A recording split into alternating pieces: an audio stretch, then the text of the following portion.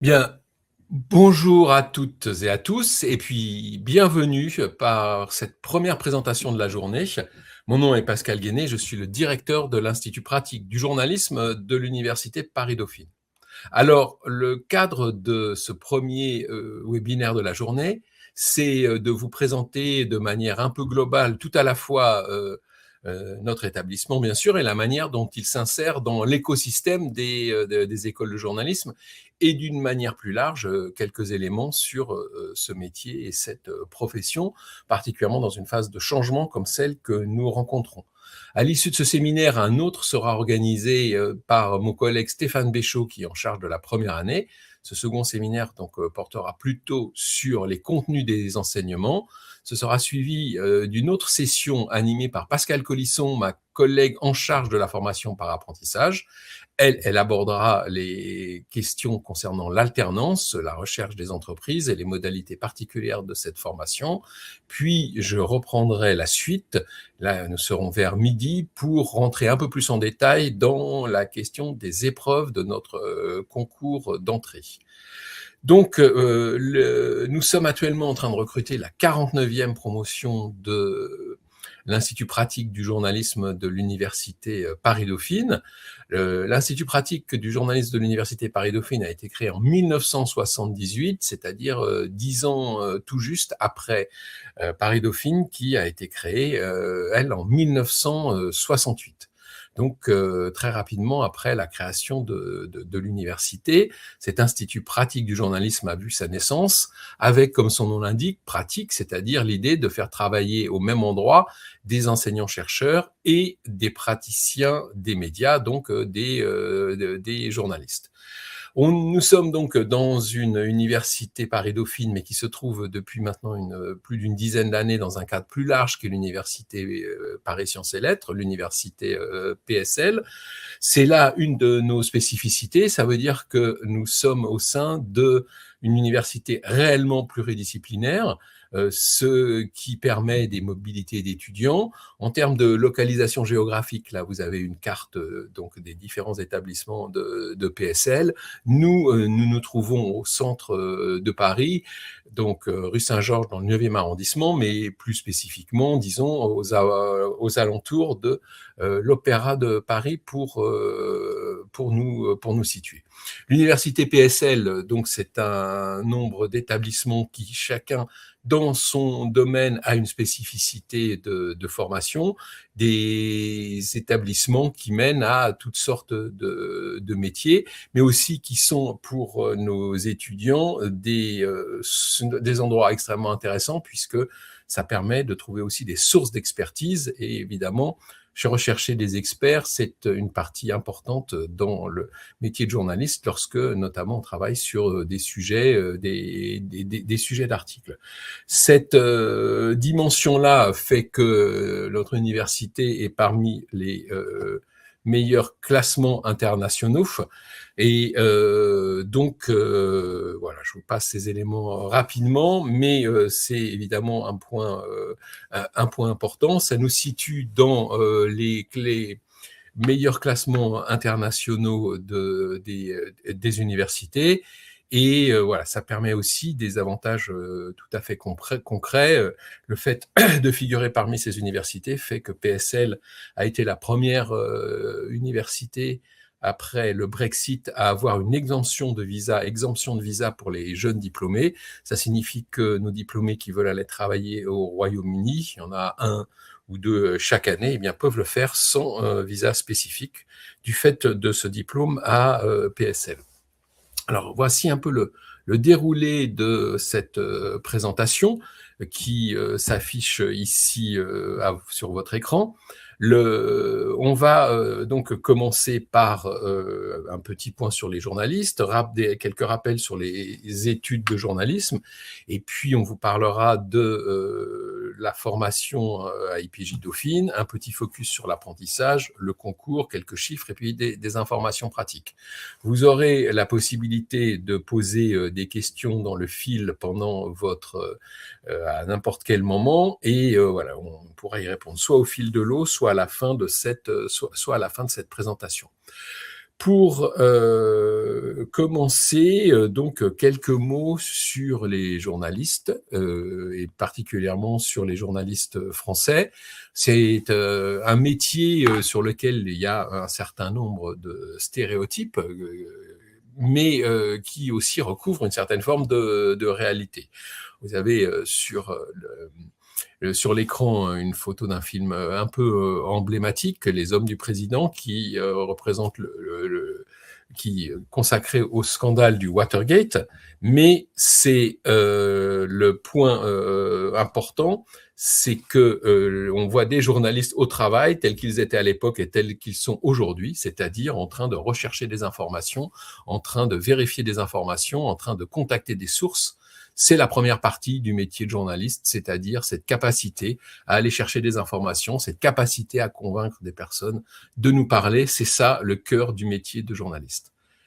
Mais le journaliste en France a une caractéristique particulière, ce qui explique d'ailleurs que nous ayons ce dispositif de formation particulier, c'est que dans les années 30, le législateur a décidé que le métier de journaliste serait encadré par la loi et qu'on créerait un statut de journaliste professionnel. En fait, ça arrive concrètement en 1935, où un rapport est donné sur le statut de journaliste professionnel. Qu'est-ce qui se passe dans les années 30 ? Eh bien, dans les années 30, des industriels très puissants prennent le contrôle des médias, ça inquiète la Chambre des députés, et face à la différence de puissance entre la puissance de ces grandes entreprises et la faiblesse individuelle des journalistes, on va décider que le journaliste serait pour toujours un salarié et à ce titre détenteur de la carte d'identité des journalistes professionnels. Donc cette carte d'identité de journaliste professionnel, elle est tout à la fois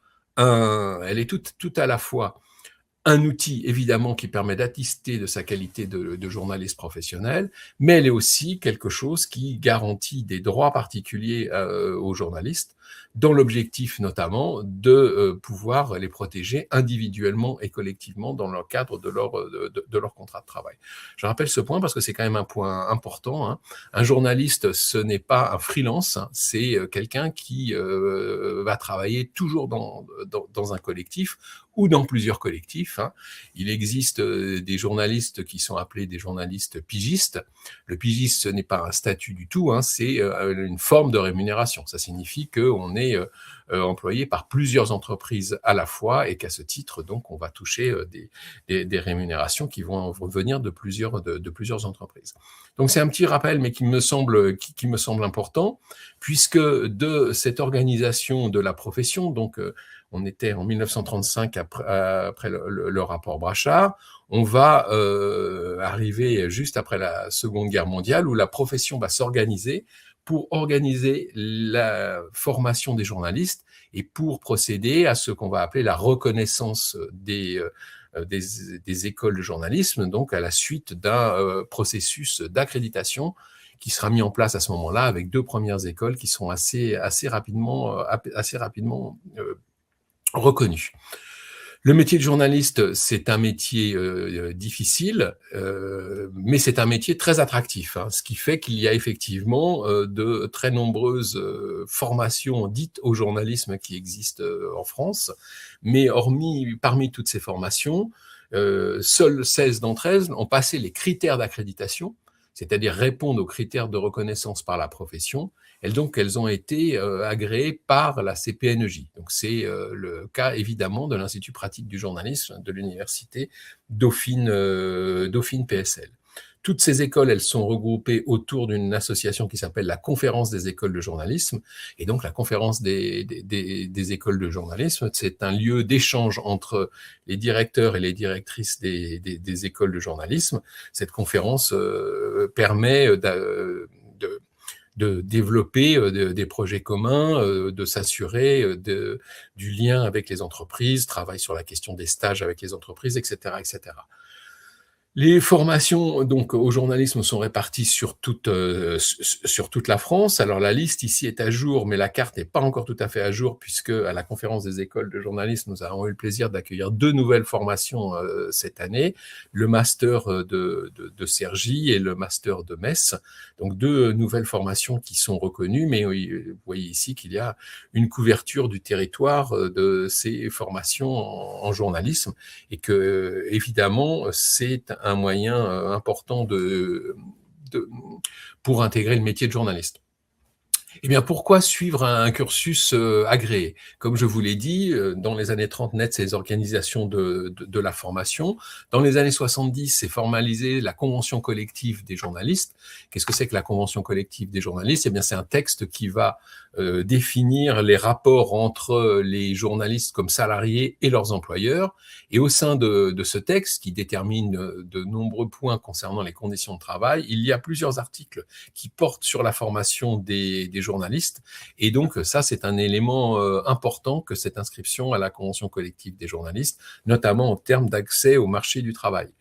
Donc, les cursus agréés, comme ils ont été certifiés, ont un vrai diplôme. Hein. Un vrai diplôme, c'est un grade de master, c'est un diplôme d'un ESPIG, mais c'est pas comme certains tentent de le faire croire dans des établissements. Tous ces titres sont inscrits au RNCP, mais un titre RNCP n'est pas forcément un diplôme. Je sais que c'est un peu complexe, mais on est dans un marché où il y a vraiment un peu de travail de clarification à faire. En tout cas, si vous êtes dans un cursus agréé, vous savez que vous avez un vrai diplôme, vous rentrez dans un réseau d'anciens élèves qui est important. Le fait aussi qu'un cursus est agréé, eh bien, ça fait que ces écoles-là, elles reçoivent spontanément des candidatures de journalistes pour être des vacataires, c'est-à-dire pour venir donner quelques heures d'enseignement aux étudiants. Et il y a un lien structurel avec la profession. Ça veut dire que lorsque l'on est en train de regarder, de travailler sur les cursus, eh bien, et sur l'avenir du métier, on le fait très régulièrement dans le cadre de nos conseils pédagogiques et de nos conseils de perfectionnement. Donc on voit que il y a là des avantages qui sont précisés par la convention collective. Donc comme je vous le disais depuis les années 70, notamment par exemple en termes de rémunération. Le métier de journaliste, c'est un métier aussi où il existe des grilles de rémunération en fonction des formes de presse. Vous avez là présenté sur l'écran un exemple de la différence de rémunération en début de carrière entre des diplômés de cursus agréés et des journalistes passés sans formation spécifique ou sans cursus reconnu. Je reprécise à ce stade-là qu'évidemment, le passage par une école n'est pas un dispositif obligatoire pour accéder au métier de journaliste. Hein. Il y a plein de journalistes encore aujourd'hui qui ne sont pas passés par les écoles, mais pour autant, c'est quand même un dispositif, évidemment, qui permet un meilleur accès à l'emploi. Mais c'est tout à fait logique dans une démocratie qu'on n'exige pas une formation particulière. Le journalisme, c'est pas une profession réglementée, ce n'est pas comme les notaires ou les avocats. Tout le monde, s'il est recruté par une entreprise média pour être journaliste, peut devenir journaliste. Donc, un autre article de la convention collective qui figure ici, qui incite les entreprises à recruter d'abord auprès des diplômés des écoles reconnues, ce qui fait qu'effectivement, lorsque des emplois vacants sont disponibles, le réseau des écoles est très souvent sollicité par les entreprises. Ensuite, les diplômés, ça c'est un avantage qui naît de la conférence des écoles de journalisme. Les diplômés des cursus agréés, donc des 16 écoles en question, bénéficient pendant leur cursus d'une carte journaliste en formation. Donc ça, c'est un dispositif qui a été négocié avec la profession et qui atteste de votre statut de journaliste en formation. Vous avez bien sûr une carte d'étudiant classique, mais vous avez aussi cette carte de journaliste en formation. Et cela facilite l'accès aux conférences de presse, aux lieux où les journalistes peuvent être amenés à se rendre. Donc ça, c'était sur la conférence des écoles de journalisme. Je continue à vous préciser aussi que le fait qu'il existe cette conférence des écoles de journalisme donne une caractéristique, c'est que les formations de la conférence des écoles de journalisme ne passent pas par la plateforme Mon Master. Elles disposent d'un statut spécifique, le statut des concours de la conférence des écoles de journalisme. Et donc, il faut bien, pour candidater à nos établissements, il faut bien se renseigner auprès de chaque établissement sur les modalités particulières. On va évidemment ici s'intéresser à ce que nous faisons à l'Institut pratique du journalisme. Donc ça, c'était des éléments de cadrage, mais ça me semble très important. On a ce cadre réglementaire, vous allez présenter de nombreux concours pour certains d'entre vous. Je vais vous souhaiter de les réussir et sans doute de réussir le nôtre, mais c'était pour refaire ce cadrage. C'est évidemment tout à fait fondamental de suivre un cursus reconnu. Donc, le choix pédagogique que nous avons fait, mais depuis fort longtemps à l'Institut pratique du journalisme, et encore une fois, le séminaire qui suivra avec mon collègue Stéphane Béchaud, responsable de la première année, reviendra plus en détail sur la formation. Mais grosso modo, nous avons une formation généraliste en première année, complètement plurimédia. Donc, on va aborder réellement tous les médias, l'écrit, le son, l'image, la télé, la radio, le digital, le mojo dès la première année. Donc, il y aura une formation globale de tous les étudiants à la fin de leur première année qui leur permettra d'être en capacité d'intervenir dans toutes ces formes de médias.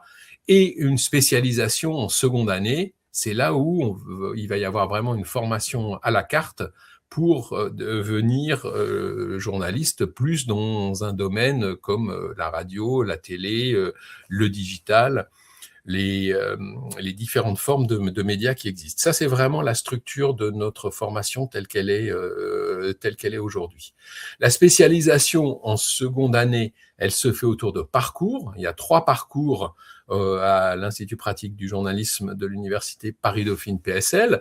Il y a le parcours journalisme international et européen, le parcours journalisme politique, le parcours journalisme économique et social. Donc, il y a 3 collègues qui sont responsables de parcours, et ça va déterminer la structure de votre seconde année. Bien sûr, vous allez avoir avec ça des éléments complémentaires, des éléments techniques. Vous allez choisir d'être plutôt sur l'image, plutôt sur le son, plutôt sur le digital, sur le texte, plutôt sur l'enquête. Ça va être dans la constitution un peu de votre parcours de compétences. Mais en seconde année, vous aurez un responsable de M2, alors que vous avez été tous ensemble, je dirais, au moment de la première année. La formation est toujours obligatoirement en 2 ans. Nous ne faisons aucune admission parallèle en deuxième année. Ce n'est d'ailleurs pas autorisé par la profession qui, pour reconnaître un cursus, demande que l'ensemble du cursus, la formation se déroule sur 4 semestres, donc une formation exigeante aussi. Une formation exigeante parce que il y a une forte charge d'enseignement. C'est-à-dire que par rapport à de nombreuses formations universitaires, lorsque vous êtes dans une école de journalisme, vous êtes dans une école d'application où vous allez à la fois recevoir une formation fondamentale et une formation technique.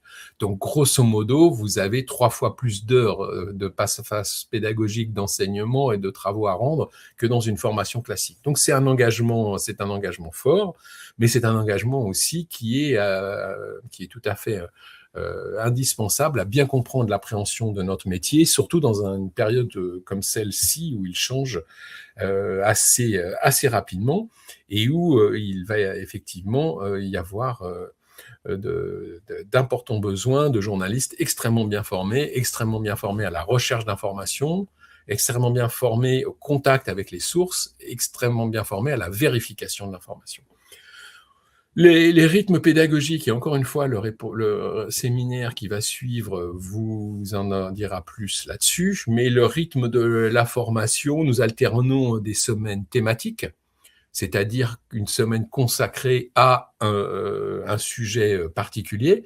Par exemple, actuellement, les étudiants vont entrer dans une semaine thématique consacrée à l'information européenne, et donc ils vont aller à Bruxelles pour traiter ce sujet-là.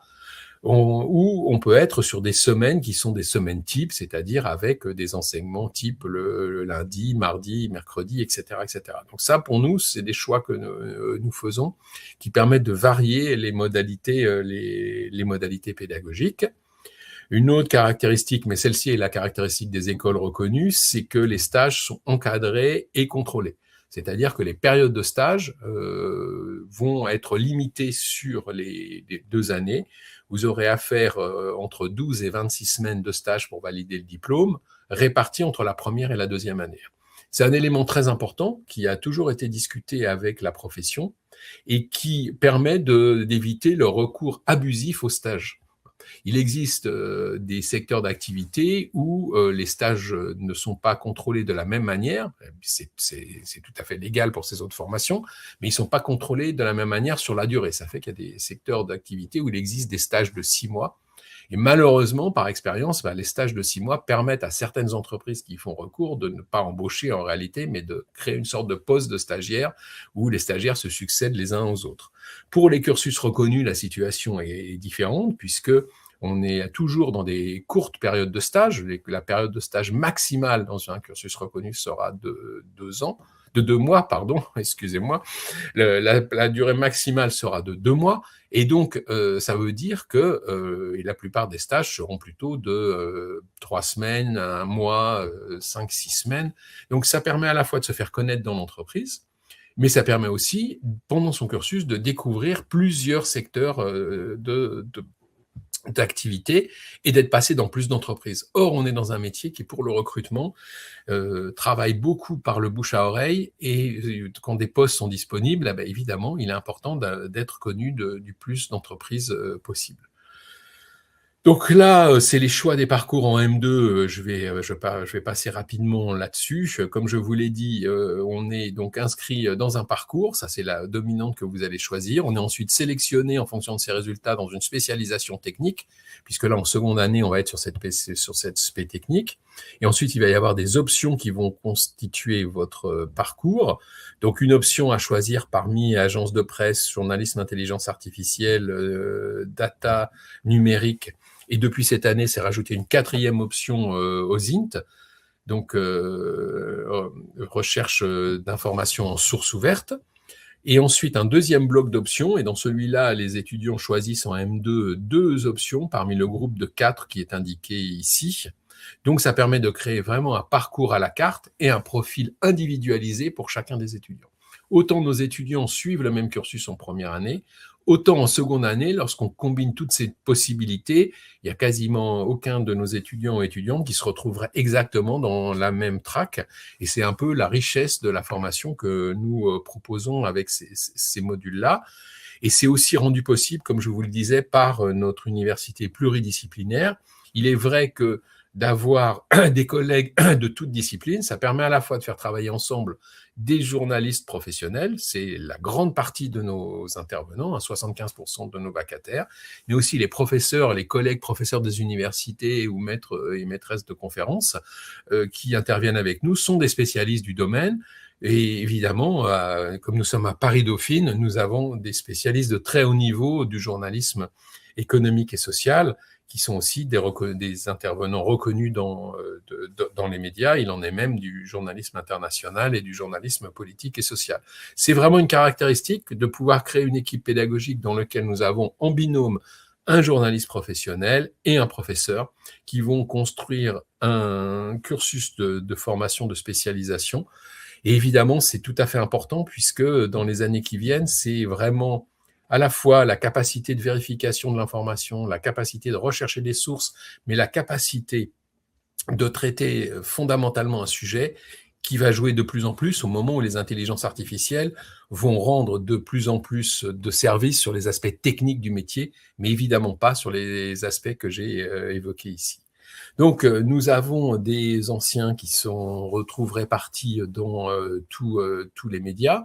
C'est vrai que la formation journalistique a cette caractéristique que le métier de journaliste va pouvoir s'exercer de manière très variée. soit d'être journaliste et de rester journaliste sur le terrain, comme par exemple Dorothée Oliéric, qui a toujours qui est à France 2 et qui a toujours été grand reporter, mais on peut aussi être sur des métiers de présentation, pouvoir partir comme Jamie Gourmaud sur des formes de journalisme autour de la médiation scientifique, ou comme Cécile Mégy, accéder aux plus hautes fonctions au sein du groupe France Média Monde et à Radio France Internationale. Ça, c'est vraiment ce que font les anciens selon leur parcours et leur cursus. On a aussi la possibilité grâce à notre réseau, d'avoir une année de césure dans une université partenaire ou dans une université de PSL. Donc, chaque année, sur nos 48 étudiants, on a 2-3 étudiants qui partent en césure. Cette année, nous avons, par exemple, une étudiante qui est en césure à la faculté de journalisme de Los Andes à Bogota, en Colombie. Une autre qui est fait des expériences médias au Royaume du Maroc, et une troisième dans une organisation internationale en Italie. Donc ça, c'était un parcours un peu international. L'année prochaine, nous avons donc d'autres étudiants qui vont partir en césure. Par exemple, un étudiant qui va partir à l'école normale supérieure sur des questions plus techniques autour de la biologie, puisque c'est un domaine voulant devenir scientifique sur lequel il va vouloir se spécialiser. Donc, c'est un dispositif qui permet d'avoir vraiment un peu des expériences à la carte, et qui intéresse, même s'il n'intéresse pas tous nos étudiants, évidemment très riche pour les étudiants qui vont pouvoir en bénéficier. Notre institut s'est toujours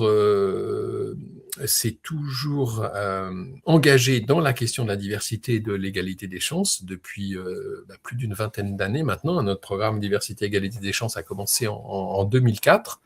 Et donc, nous avons parmi nos collègues une collègue qui est chargée de mission diversité et égalité des chances. Les questions d'inclusion sont évidemment aussi un sujet d'importance pour nous. C'est pour ça qu'un de nos collègues est chargé de mission inclusion et handicap.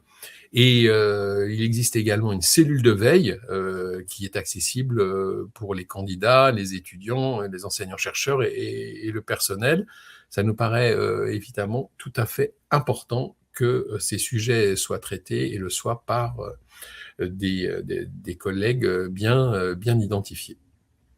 Donc, parmi ces spécificités, je vous le disais, nous avons donc ces laboratoires de recherche, et là je ne parle pas de l'université PSL où bien entendu les domaines sont plus larges, mais directement dans nos labos de recherche à Paris-Dauphine, nous avons 6 domaines de recherche: l'économie, la gestion, la sociologie, les sciences politiques, le droit, les mathématiques et l'informatique.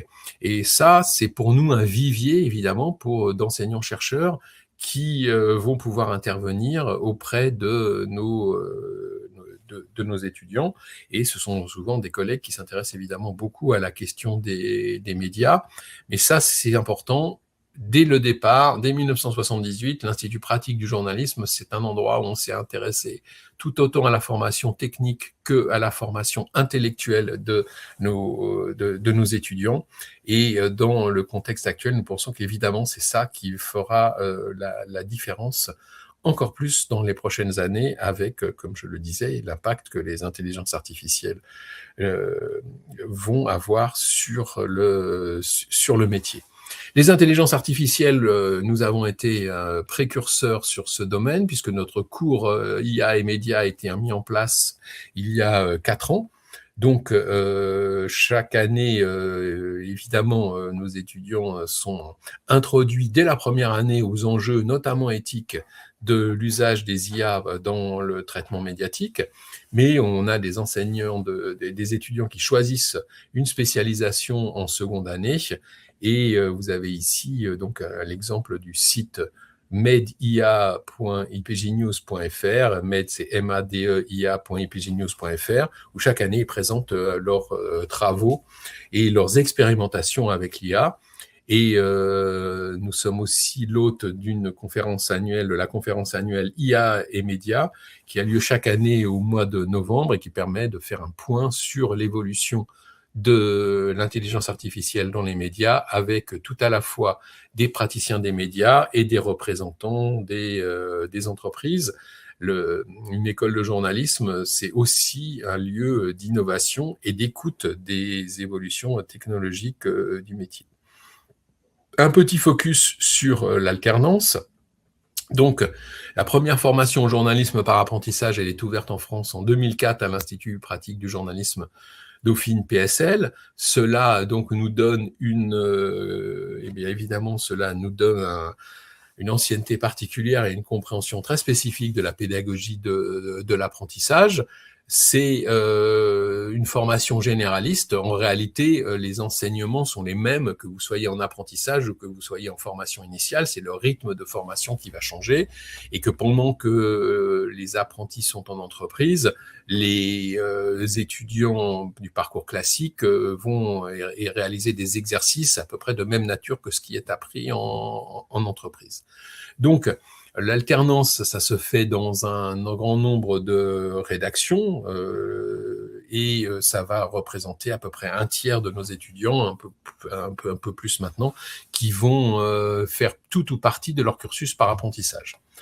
L'apprentissage, selon la réglementation, doit être ouvert sur l'ensemble du cursus. Donc, il existe bien sûr des apprentissages en 24 mois, mais il existe des entreprises qui préfèrent des apprentissages en 1 an. Donc, ça signifie qu'on a une partie de nos étudiants qui vont faire leur cursus par apprentissage en 2 ans et une autre partie qui vont faire un cursus d'apprentissage en 1 an.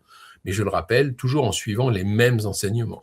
On a un parcours, on a un focus un peu particulier sur le journalisme économique pour l'apprentissage, mais on peut aussi ouvrir sur le journalisme politique et international, bien sûr.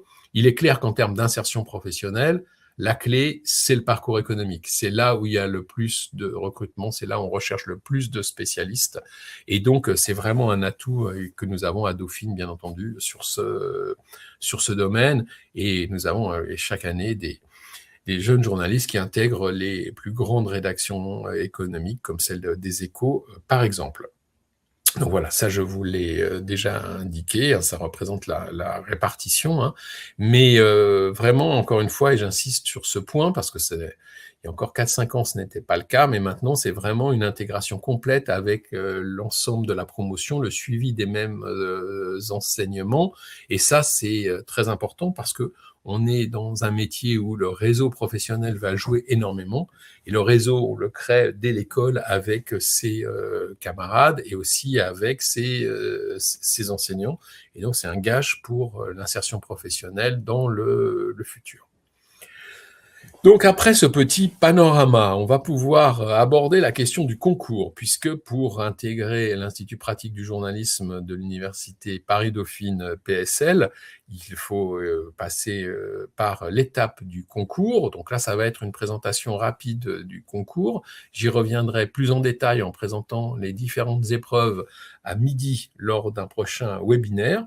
Mais pour l'instant, voyons déjà quelques éléments sur le concours. Donc, un rappel un peu général, il y a une plateforme concoursjournalisme.fr que nous partageons avec les autres écoles de la conférence des écoles de journalisme. Nous avons une capacité d'accueil inchangée depuis toujours, ou je pense quasiment toujours, c'est-à-dire 48 places il y a 48 places en M1. Donc, il y a 48 places en M2, vous l'avez compris, hein, puisqu'il n'y a pas d'admission en M2. Et il y a 3 blocs d'épreuves qui sont organisés. Et vous avez ici sur l'écran le calendrier prévisionnel. Donc, nos inscriptions sont ouvertes depuis le 15 décembre. Le 23 février à midi, les inscriptions seront closes. Et il vous restera ensuite, pour les derniers, les retardataires, entre guillemets, c'est-à-dire ceux qui auraient attendu la fin pour s'inscrire, il restera 2 jours pour terminer les épreuves d'admissibilité, hein. On indique quand même qu'il faut être vigilant sur le fait qu'on estime qu'il faut plus que 2 jours pour compléter les épreuves, mais vous avez vous aurez ce temps disponible. Et à partir, je crois, du 27 avril, vont commencer les oraux d'admission. Donc, vous passez ces épreuves, 700 à 800 candidats chaque année à peu près à cette étape-là, vont rester 160 à 180 candidats qui vont être convoqués à une épreuve orale d'admission. Et l'épreuve orale d'admission, la convocation, je pense qu'elle arrivera mi-avril ou vers le 20 avril ou quelque chose comme ça. Et vous serez convoqués dans une date qui sera prise entre le 27 avril et le 7 mai.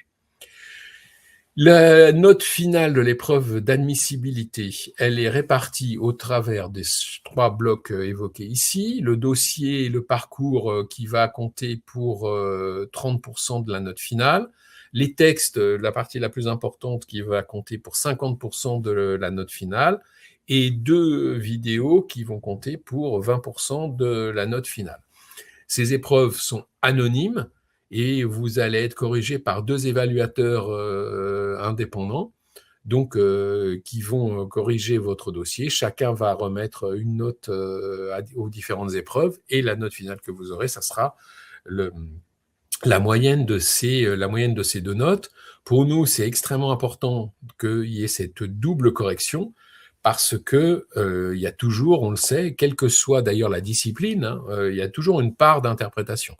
Et on pourrait penser qu'il peut y avoir plus de parts d'interprétation dans des sciences comme les nôtres, celles du journalisme par rapport aux médias, mais je parlais récemment avec des collègues du département mathématiques qui me disaient que pour eux, c'était exactement la même chose. Il pouvait y avoir des différences d'interprétation sur une correction, même pour des secteurs plus scientifiques comme les mathématiques, des domaines plus scientifiques comme les mathématiques, par exemple. Donc pour nous, cette double correction, elle est très importante. Ensuite, l'étape d'après, c'est le grand oral. Le grand oral, il durera maximum 30 minutes, c'est la durée maximale de ce grand oral. Et ce grand oral, il est présidé par un collègue enseignant-chercheur ou enseignant de l'Institut pratique du journalisme et qui est accompagné de professionnels des médias. Et parmi les professionnels des médias, ça peut être soit des journalistes, soit des responsables de recrutement, mais bien sûr dans le domaine des médias. Nos étudiants chaque année mettent à jour le guide du candidat au concours, donc ça vous pouvez le télécharger sur notre site, peut-être qu'il est dans les documents qui vous sont mis à disposition aujourd'hui. Je n'ai pas vérifié avant cette conférence. Et donc voilà, c'est toujours c'est toujours des choses intéressantes à suivre. Et pour information, à l'issue de ma conférence de midi qui durera une trentaine de minutes, il y aura un échange avec nos étudiants qui, via Teams, pourront vous recevoir et vous donner des conseils pour la préparation et aussi pour la réussite du diplôme, du concours, puisque s'ils sont nos étudiants, c'est bien évidemment qu'ils ont réussi le concours. Les tarifs d'inscription affichent ici, ils sont inchangés. Alors, il y a les années, évidemment, ne sont pas bonnes ici, pardon pour cette petite erreur de correction sur les tarifs. Les tarifs sont bons, mais bien sûr, les références Crous sont sur les années précédentes. C'est un slide d'une année précédente. Même la dernière ligne, d'ailleurs, n'a pas été changée depuis fort longtemps. C'est bien votre statut Crous de l'année qui va être pris en compte. Les dates clés, je vous les ai indiquées tout à l'heure, mais je vous les rappelle ici. Donc, les ouvertures des inscriptions, le concours, les inscriptions sont ouvertes. Elles vont terminer le 23 février, donc dans une quinzaine de jours. Le 25 février, on fermera la plateforme. Il ne sera plus possible de retoucher les épreuves d'admissibilité. Les corrections commenceront avec les correcteurs du concours et les épreuves orales d'admission auront lieu à partir du 27 avril jusqu'au 7 mai. Donc, on a commencé par une présentation de la profession. On s'approche donc de la fin de ce séminaire et il m'a semblé important aussi de partager avec vous quelques chiffres sur la profession. Donc, la part des cursus reconnus, 16 écoles aujourd'hui, c'est en hausse constante. Il y a de plus en plus d'étudiants qui sortent des écoles reconnues, donc il y en a de plus en plus qui rentrent dans les entreprises. C'est assez logique, puisque Il y a des nouvelles accréditations. Il y a eu 2 nouvelles accréditations cette année. Donc, ça augmente la part des diplômés des écoles reconnues. Et les secteurs où on trouve le plus de diplômés de cursus reconnus, ce sont les agences de presse, la radio, la télévision. Et on est là presque au niveau d'un tiers. Donc tout ça, ce sont les données de la commission de la carte d'identité des journalistes professionnels. Vous pouvez retrouver toutes ces données sur ccijp.net ou sur l'Observatoire des métiers de la presse, qui sont 2 sources de la profession concernant les données d'insertion professionnelle.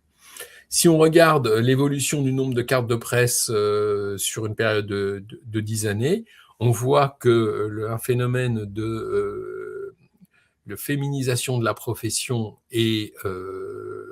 vraiment se poursuit. Hein. Là, vous avez donc sur l'ensemble des cartes de presse, vous avez donc on est aujourd'hui quasiment à la parité sur les cartes de presse déjà en place.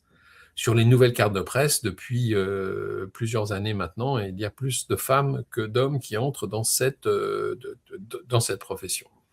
Donc, si aussi quelque chose un petit peu intéressant, là je vous ai comparé à l'écran les différents secteurs d'activité entre 2013 et 2023. J'ai choisi pour cette analyse que je vous présente ici une période d'une dizaine d'années. C'est pour voir aussi que voilà, on pourrait penser que les secteurs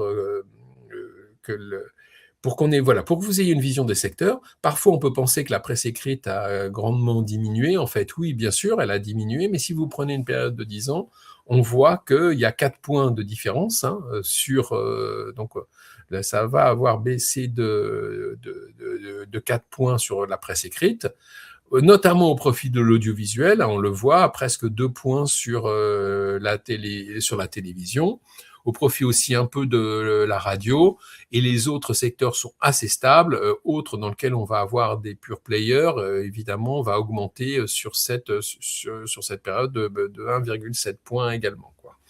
Donc, il n'y a pas une disparition de la presse dite écrite.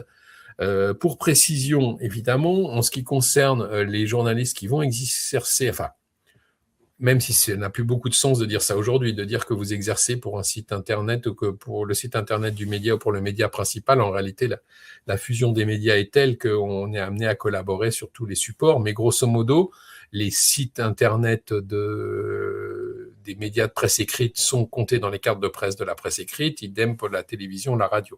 Ils ne sont pas comptés en fonction d'un média qui serait spécifique. Hein. La convergence des médias fait que ces chiffres-là figurent bien dans les données qui vous sont présentées ici. Donc, là, si on regarde une période sur la progression des cartes de presse sur une longue période, hein, là, c'est les cartes de presse depuis les années 70 jusqu'à l'année 2024. Hein, c'est la dernière année pour laquelle on a des statistiques, donc ce tableau est totalement à jour. Avec la petite spécificité que les premières gradations vont de 5 ans en 5 ans et qu'à partir de 2000, on est par année. Mais cette précision étant donnée, on voit que dans les années 2000, il y a eu une croissance à partir des années 80, entre 80, 85, 90. On voit qu'il y a une croissance des cartes. C'est tout le moment historique de libéralisation de l'audiovisuel. Donc, création des radios libres, création de nouvelles chaînes de télé, création de chaînes thématiques, et qu'on arrive autour de 35-37 000 cartes de presse dans les années 2000. Et que depuis, il y a une petite érosion de la profession. Par certaines années, ça baisse un peu, ça remonte un peu, mais ça reste une profession relativement stable en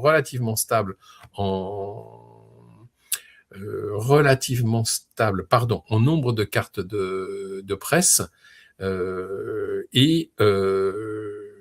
Si on regarde maintenant le détail des premières demandes, les premières demandes, c'est ce qui nous intéresse, nous, dans les écoles de journalisme. Pourquoi ? Parce que ça nous permet de savoir combien d'emplois sont disponibles chaque année. Donc, la première demande, c'est la première fois que vous demandez votre carte de presse. Okay. Après, ça s'appelle un renouvellement. C'est la première. Là, ce sont les premières demandes. on voit qu'on est autour de... on est même un peu en croissance, en fait, depuis 2015-2016, et on est autour de 1800 à 2000 cartes de presse par an. Donc, c'est le bassin d'emploi disponible qui est sur cette... que l'on voit sur ce tableau ici. Donc, les premières demandes de cartes de presse. L'ensemble des écoles reconnues, vous savez, il y a 16 écoles reconnues, ça représente environ 670 diplômés. Donc, un gros tiers de ces premières demandes de cartes de presse, sachant que les grands médias ne recrutent que dans les écoles reconnues, mais qu'il y a toutes des formes de presse qui attirent un peu moins les diplômés des écoles reconnues, notamment en ce qui concerne des formes de presse peut-être comme la presse spécialisée. Bon, ça, c'est les revenus médians de la profession. Donc, la médiane en 2023 pour les CDI, les CDD et les journalistes rémunérés à la pige, donc les journalistes souvent à employeurs multiples. Voilà. Pour rappel, la médiane, ça signifie que la moitié va gagner plus et la moitié va gagner moins que cette somme-là dans la répartition de la profession. C'est des chiffres qui sont aussi relativement stables. Voilà, il y a et en termes de, on doit être une répartition à peu près à 75% de CDI, à 20% de pigistes et 5% de CDD. En réalité, la forme d'emploi de CDD est pas aussi importante que dans d'autres secteurs d'activité du fait de l'existence du mode de rémunération à la pige, ce qui fait que des collaborateurs sont souvent recrutés comme pigistes et non pas sous forme de CDD. C'est évidemment deux choses différentes, mais l'existence de ce mode de rémunération va permettre d'avoir ce type de tableau. Bien, quelques rappels donc d'informations pratiques.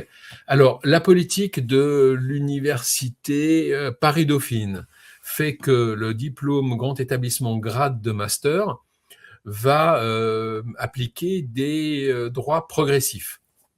Ces droits progressifs, ils vont être en fonction du niveau de rémunération de la famille. Donc, je vous les présente ici. C'est donc ce qui est...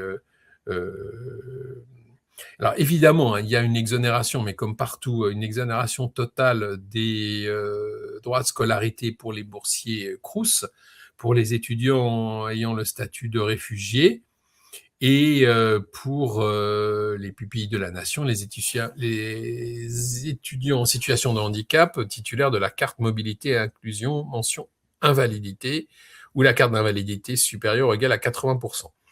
Après, tout va dépendre du revenu du foyer fiscal. Si le revenu du foyer fiscal est inférieur à 35 000 euros, les droits nationaux de 255 euros vont être appliqués. Après, voilà, je ne vais pas rentrer dans les détails, vous retrouverez tout ça sur le site de l'université, mais c'est pour vous dire que le dispositif, les droits que vous aurez à payer dépendront du revenu de votre foyer fiscal. Le diplôme, donc c'est un diplôme de l'université PSL, Paris Sciences et Lettres, grade de master et inscrit à la convention collective nationale des journalistes. Donc, la mention, c'est le diplôme grade de master, Institut pratique du journalisme, préparé au sein de l'université Paris-Dauphine PSL. En fait, toutes les composantes de PSL ont la même forme de diplôme, c'est-à-dire préparé au sein de l'université Paris-Dauphine PSL, donc que vous soyez diplômé d'IPJ Dauphine, de l'école des mines, de l'école normale supérieure ou de l'école des arts décoratifs, vous avez chaque fois un diplôme similaire, sauf qu'il est évidemment indiqué, présenté dans l'établissement dont vous avez été étudiant ou étudiante. Donc, en septembre 2027, on va changer de campus, on va rejoindre la Porte Dauphine, où une école de journalisme est en cours d'achèvement sur place, avec des locaux pensés pour l'évolution du métier, pour le numérique. Donc, ça se trouvera au bout du bâtiment de l'Université Dauphine. Alors, ce n'est pas cet énorme bar qui sera occupé par l'école de journalisme. C'est le premier niveau de cette bar qui sera occupé par l'école de journalisme, avec nos installations techniques au sous-sol, qui seront des installations techniques tout en lumière naturelle, avec donc les plateaux télé, les salles de montage, les salles de cours. Donc ça, c'était avant, mais je vous rassure, c'était pendant, et aujourd'hui, c'est comme ça. Donc, septembre 2017, tout sera complètement achevé, avec, vous le voyez ici, voilà, toutes les salles sont organisées autour d'un petit jardin central, et ici sur la gauche, vous voyez les futures salles de montage individuelles réservables 7 jours sur 7 par les étudiants pour pouvoir réaliser leurs travaux ou développer des travaux personnels si ils le souhaitent. Donc, on a ici fait le tour de cette présentation. Nos étudiants sont journalistes après la sortie de l'Institut pratique du journalisme Université Paris-Dauphine. Vu les efforts que nous faisons, c'est plutôt bien comme ça. Et voilà, on peut ouvrir, si vous avez des questions, on peut ouvrir un moment pour ces questions. Je n'en vois pas pour le moment dans le fil. Mais hop, ah non, je ne sais pas. Hop.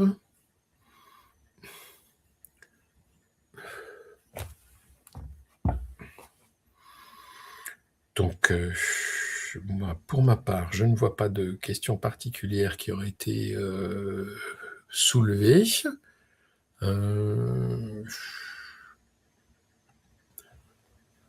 Donc, écoutez, si il n'y a pas de questions particulières, eh bien, je vais vous remercier pour votre... Attendez, j'ai une petite... hop.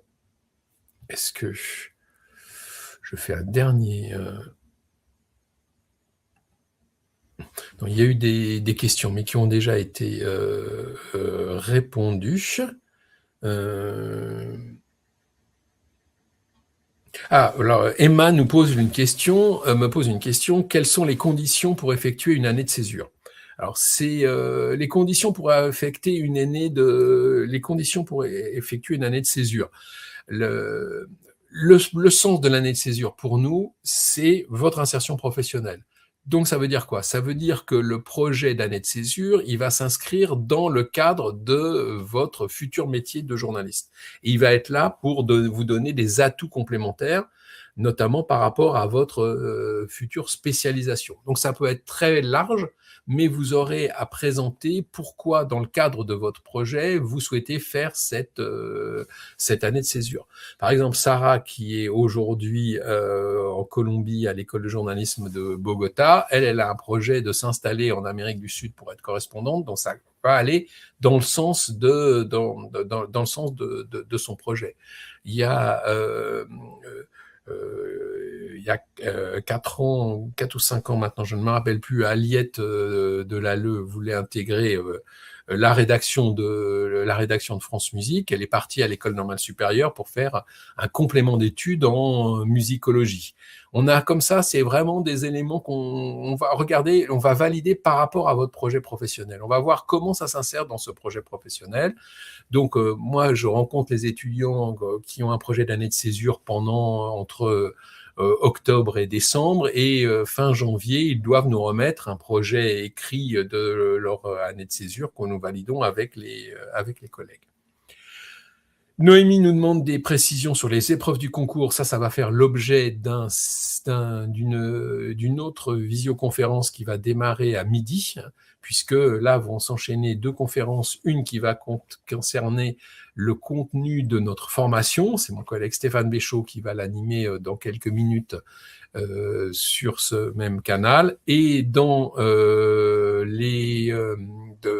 et ensuite, ça sera une conférence sur l'apprentissage qui aura lieu donc elle à 11h, et à midi, je reprendrai l'antenne pour cette conférence sur les épreuves du concours.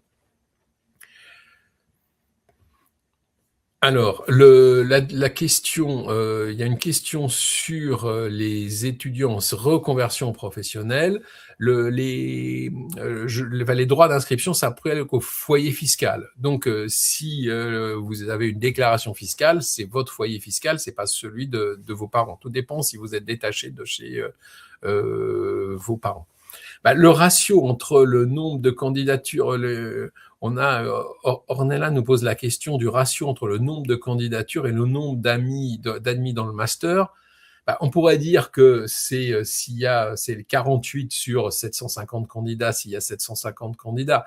Mais en réalité, les candidats vont présenter plusieurs concours. Donc,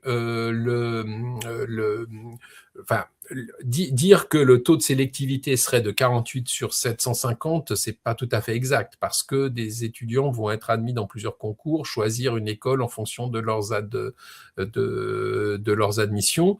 D'ailleurs, je vais vous démarrer un petit sondage pour voir si vous... Voilà, sur votre écran, normalement, après un petit sondage qui va vous poser la question du nombre de concours que vous envisagez de présenter cette année. On va voir un peu une petite cartographie de cela. Nous, actuellement, on n'a pas encore des chiffres définitifs, mais avec la conférence des écoles de journalisme, on a actuellement une étude pour voir le nombre de concours passés en moyenne par les étudiants et le nombre de candidats uniques pour répartir entre toutes les écoles. Alors, le CV est-il pris en compte dans le processus d'entrée? Oui, bien sûr, ça fait partie du premier groupe d'épreuves que nous appelons dossier. Le rythme de l'alternance, pour les détails sur le rythme de l'alternance, vous passez plus de temps en première année à l'école qu'en alternance, et si vous êtes sur une alternance en 2 ans, plus de temps la deuxième année. Mais en deuxième année, vous êtes grosso modo un tiers du temps à l'école, entre 25% et un tiers du temps à l'école, et le reste en entreprise, avec une progressivité pendant l'année sur le sujet. Donc voilà. Alors, hop. Ok, bon voyez, donc je vais fermer le sondage, mais vous allez avoir une petite... normalement, alors vous devriez avoir le sondage qui est apparu sur l'écran. Alors non, entre-temps sont arrivées 2 autres questions. Non, il faut absolument pas un diplôme de licence en journalisme pour faire une école de journalisme, bien entendu. Non, parce que nous sommes une école de journalisme, donc on forme au journalisme. On cherche plutôt des gens qui ont une licence dans une autre discipline, plutôt que des gens qui auraient déjà fait du journalisme. Ça n'aurait aucun sens d'avoir fait de journalisme en licence et de faire ensuite un master de journalisme. Ce dont on recherche, c'est des profils de personnes qui ont une connaissance fondamentale dans un autre domaine, quelque chose qui les intéresse, et qui ensuite viennent se spécialiser en journalisme. Pour ce qui concerne l'alternance, aidez-vous les élèves à trouver l'alternance. Alors, nous avons à la fois des partenaires entreprises, et bien sûr, on prépare nos étudiants, on diffuse les offres qui nous parviennent à nos étudiants, et les étudiants arrivent parfois avec des offres qu'ils ont eues de leur côté. Mais disons qu'à mon sens, et ça sera l'objet de la conférence de 10 heures avec ma collègue Pascal Collisson, à mon sens, c'est plutôt 80% des offres qui passent par nous, et oui, peut-être 20%, 15-20% qui viennent d'étudiants qui ont trouvé par leur côté. Mais bien sûr, on accompagne nos étudiants sur ce secteur, dans ce domaine. Ok. Donc, écoutez, on arrive à la fin de ce séminaire et il ne me reste plus qu'à vous remercier d'y avoir participé et je vous encourage à suivre le séminaire suivant avec mon collègue Stéphane Béchaud sur le contenu de nos formations et le suivant sur l'apprentissage. Et pour ceux qui auront encore du courage, on pourra se retrouver ici à midi pour un séminaire qui sera plus spécifiquement consacré aux épreuves du concours. Merci à toutes et à tous pour votre participation aujourd'hui.